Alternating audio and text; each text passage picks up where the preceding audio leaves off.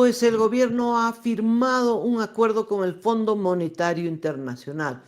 Es un acuerdo a nivel técnico para 3 años y un monto mucho más modesto del que se aspiraba, 1.900 millones de dólares, pero parece ser el preámbulo de un acuerdo mayor. Sí, ya María, se ha anunciado ya la firma de este acuerdo por parte del ministro de Economía, José Gabriel Espinosa, y él, el ministro de Economía y el vocero gubernamental han señalado que estos 1.900 millones de dólares que corresponden a un programa que se van a ejecutar en 36 meses, vale decir que conforme vayan cumpliéndose las metas establecidas en el acuerdo, seguramente van a ir saliendo los desembolsos. Hay que todavía esperar la aprobación del directorio del fondo, por un lado, y la aprobación de la Asamblea Legislativa por el otro lado. Bueno, entre tanto, ahí ya son los 1.900 millones y lo que señalan líderes políticos, empresariales, analistas económicos, es que rápidamente hay que buscar el apalancamiento de otros recursos, de otros organismos multilaterales, como el Banco Mundial, el BID, la CAF, que podrían cifrar, digamos, el monto global en unos 5.000 millones, que eso sería, digamos, bueno para la economía del país, eso reactivaría en buena medida el aparato productivo, haría que las inversiones extranjeras comiencen a fijarse nuevamente en Bolivia, y si a eso se le une, digamos, la aprobación de las leyes importantes que necesita el país, como la ley de inversiones, la ley de minería, la ley de hidrocarburos, quizás el panorama puede estar cambiando. Se necesitan esos dólares especialmente para estabilizar el dólar. Hoy el dólar está a ¿cuánto, Cacho? Ya va. Subió, volvió a subir, pese al anuncio del acuerdo, ahí está, lo pone Mavi en pantalla, 11.89, ayer estábamos con 11.80 y entonces la cotización de hoy es 11.89. Parece que va a seguir a esto porque no hay todavía, digamos, una acción, un hecho de un primer desembolso, así que hasta que no sucede eso parece que va a mantener esta tendencia al alza. Sí, se necesitan esos dólares de manera desesperante para que el dólar pueda estabilizarse. No, no les digo ya bajar, pero estabilizarse. El dólar va aceleradamente a 12 la unidad, ¿no? ¿Qué dice el acuerdo con el Fondo Monetario Internacional?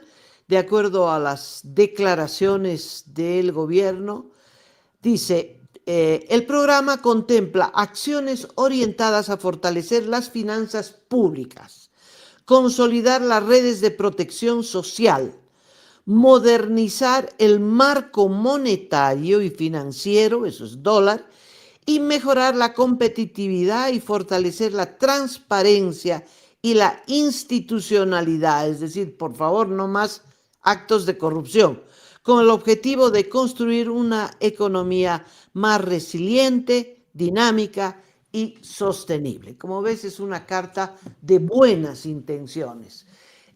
¿Por qué el monto es tan bajo? Porque me parece que todavía no es un acuerdo final, ¿no? La información oficial dice, se ha llegado a un acuerdo, alcanzaron un acuerdo a nivel técnico. Bueno, con el Fondo Monetario siempre es un acuerdo técnico, ¿no? En materia económica, pero eh, no es el acuerdo definitivo, el acuerdo que se discute punto por punto, el plan, en fin. Es un acuerdo, me parece, inicial, por el monto, ¿no? Que es bajo, un acuerdo de 1.900 millones, dividido entre tres, son 600 millones de dólares al año. Cacho, 600 millones de dólares al año no alcanza ni para, ¿qué te voy a decir? No sé, una semana de importación de carburantes, Sí, siendo sí, optimista, siendo sí, optimista. De tal modo que, sí. Y refiriéndonos al monto, Amalia, 1.900 millones es lo que se va a dar. La semana pasada, hace exactamente 7 días, el ministro de Economía decía que lo que se estaba buscando era entre 2.500 y 2.800 millones de dólares, casi 900 millones más, ¿no? ¿Qué habrá pasado? ¿Cuáles serán las razones técnicas para que esto no se haya dado? Pero, como te dije, tanto José Gabriel Espinosa como José Luis Gálvez dicen, está bien, es un reconocimiento a la buena política económica que está desarrollando el gobierno, lo recibimos como una buena noticia y nos sirve estos 1.900 para apalancar, para buscar abrir puertas de otros organismos y reuniendo todo, estemos cerca de los 5.000 millones de dólares. Tienen que apurarse con las gestiones porque ya está, ya no, creo que no va a haber variantes en la aprobación del directorio del fondo y entre tanto creo que se pueden iniciar estas negociaciones con la CAF, el Banco Mundial, el BID y otros. Sí, es un aval. Yo creo que este acuerdo es una especie de aval. Mira, Bolivia tiene el aval del fondo, entonces gestionamos préstamos, incluyendo bilaterales posiblemente, pero bueno, ¿a quién le sobra un poquito de plata para prestarle a Bolivia? Habrá que ver. Eh, para mí es un sabor a poco, Cacho, porque se necesitaba un, uh, un shock de dólares para estabilizar el dólar. ¿Mm? Esto del dólar me parece que pone muy nerviosa a la población, ¿no? Si el gobierno no hubiera adoptado la política de la flexibilización, todos estaríamos con la mentira del 6,96 como cotización oficial. Y con un dólar paralelo que seguramente hubiera estado en 11, ¿cuánto me has dicho hoy? 11,82. Lo que ha hecho el gobierno no es nada más que transparentar lo que ocurría en la economía, porque el 6,96 no servía ni sirve para nada, ¿no? Salvo para los créditos oficiales, que bueno, siguen en vigencia, porque el gobierno ha dicho, si firmaste un acuerdo con un banco en 6,96, vas a pagar tu crédito a 6,96. Eso ha provocado un gran alivio. Pero lo que ha regido es el dólar paralelo, el dólar negro, el dólar blue. Ahora el dólar blue es el dólar oficial. Ha sincerado la economía. Y eso está bien, Cacho. Eso está absolutamente bien. El punto es que eso pone muy nervioso a la gente. La gente es... eh, hablaba con un chofer, estaba completamente desesperado. ¿Qué vamos a hacer con el dólar? Van a subir los repuestos, va a subir esto, va a subir otro. Bueno, ya venía subiendo.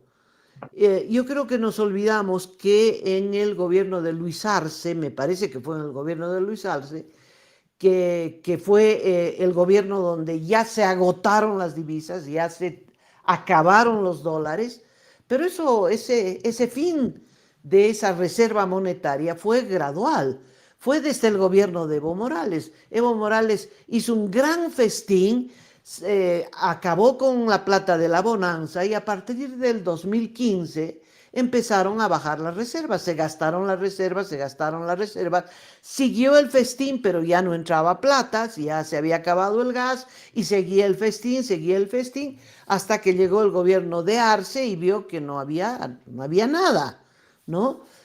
Siempre la reserva monetaria está en 3.000 millones, pero en cash, en efectivo.